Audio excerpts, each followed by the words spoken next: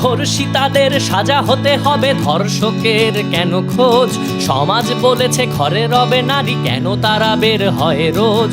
কেন প্রতিদিন এখানে ওখানে নারীদের যায় দেখা?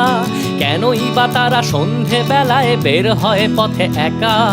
সমাজ বলেছে ছেলেরা এমনই দুষ্টুমিতে ভরা, কেন বোকা নারী ছেলেদের হাতে বারে বারে দেয় ধরা? নিশ্চয়ই তারা ছলনা করে ছেলেদের ডাকে কাছে, পোশাকে আশাকে ঠিক নেই, আরো কত দোষ আরো আছে। আমি বলি এই ধর্ষণ রোধে নারীদের দাও ফাঁসি, তবেই মিটবে ধর্ষণ কেসে সমাজের মুখে হাসি। আমরা পুরুষ যাতে ধর্ষক এভাবেই গড়া প্রাণী, মনে মনে কত ধর্ষণ করি আমরাই শুধু জানি। আমি বলি এই ধর্ষণ রোধে নারীদের দাও ফাঁসি, তবেই মিটবে ধর্ষণ কেসে সমাজের মুখে হাসি। আমরা পুরুষ যাতে ধর্ষক এভাবেই গড়া প্রাণী, মনে মনে কত ধর্ষণ করি আমরাই শুধু জানি।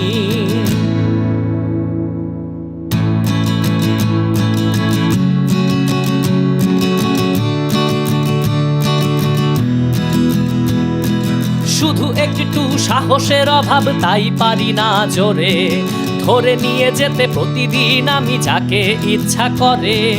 শুধু মাঝে মাঝে সুযোগ এলে হঠাৎ কোনোখানে ধর্ষক রূপ বের হয়ে আসে কি যেন আনমনে।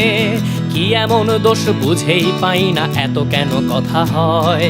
বের হয় কেন বেহায়া নারী, কেন নাই মনে ভয়? দু একটা ভাই হয়েই তো যায়, এমন কি কাজ? আমি ধর্ষক বলছি তোমায়, এ আমার সমাজ।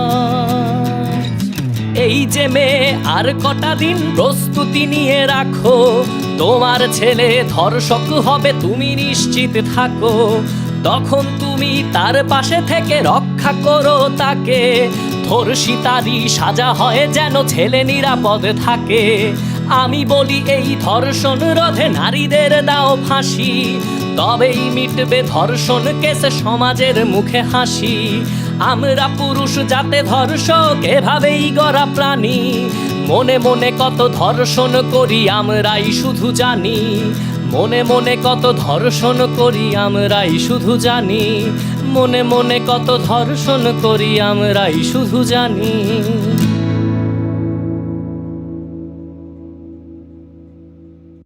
খুব দুঃখজনক হলেও সত্য যে আমাদের প্রশ্রয়ে রেপিস্ট তৈরি হচ্ছে। আমাদের বন্ধুদের বেশিরভাগ আড্ডায় হাতে গোনা দুই একজনের কথা বলার মূল টপিকই থাকে নারীদের নিয়ে কুরুচিপূর্ণ অশ্লীল সব কথা বলে মজা নেওয়া। আর আমার আপনার মতো যারা সাধু আছি আমরা এদেরকে প্রশ্রয় দিচ্ছি, এদেরকে কিছু বলছি না। এটা বন্ধ করতে হবে। এখন থেকেই এদেরকে আইদার বুঝিয়ে নারীকে সম্মান করা শেখাতে হবে অথবা একঘরে করে দিতে হবে। পরিবারের শিক্ষাটাই মূলত প্রধান শিক্ষা। নারীকে সম্মান করানো পরিবার থেকে শেখাতে হবে। আসুন আমরা আজকে থেকে একটা শপথ করি, আমরা যখন যেখানেই থাকি না কেন আমাদের আশেপাশে যে নারী থাকবে সেই নারীর উপর কোনো রকম হ্যারাসমেন্ট, ইভটিজিং কিংবা যে কোনো রকম অপ্রীতিকর মন্তব্য হলে আমি, আপনি, আমরা প্রতিবাদ করব। আমি এখনো বিশ্বাস করি সমাজে বেশিরভাগ মানুষই ভালো মানুষ, কিছু আছে খারাপ মানুষ। আপনি আপনার জায়গা থেকে প্রতিবাদ শুরু করুন। আপনি বিশ্বাস রাখুন আপনার আশেপাশে থেকে আরো 10 জন ভালো মানুষ এসে আপনার সঙ্গে দাঁড়াবে এবং এভাবে একদিন দুই দিন করতে করতে আমরা এক সময় কঠিন প্রতিবাদ, কঠিন রকমের প্রতিরোধ গড়ে তুলবো, যেন কেউ আমার বোন, আমার বান্ধবী, আমার ওয়াইফ, আমার মা কারোর দিকেই বাজে নজরে তাকাতে না পারে।